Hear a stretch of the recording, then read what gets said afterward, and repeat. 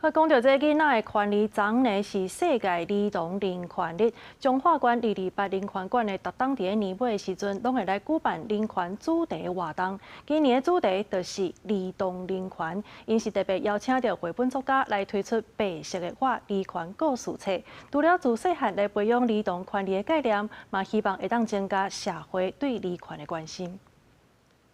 绘本主角白白真介意画图，但是因为感觉家己无特别参同学嘛无啥交流，愈来愈无自信。后来用画图交到朋友，心情嘛变开朗。你可能有很多的情绪啊，有很多的不同的颜色的心情拢伫里面，所以袂当讲用外表去评断一个人。这本册看了，会当感觉温暖的感觉，感受到家己是独一无二的存在安尼。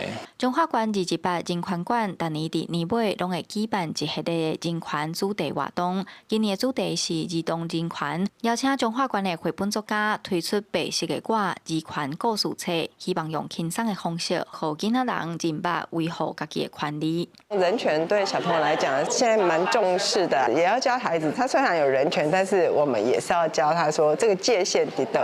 这后个会针对这儿童人权吼，对外口的小朋友交代因来遮吼，因了解因家己的权利吼，因伫因的当这个成长的过程吼，更加了解家己的权利。中华人权馆表示，1月20是世界儿童人权日。台湾2014年公布实施《儿童权利公约施行法》到今已经11年，但是有侪民众也是无清楚囡仔人的生存权、发展权、参与权等等。12月应该会安排人权雅典、儿权行动局绘本讲故事的系列活动，望透过活动强化社会对儿童权利的重视。记者杨淑成中华报道。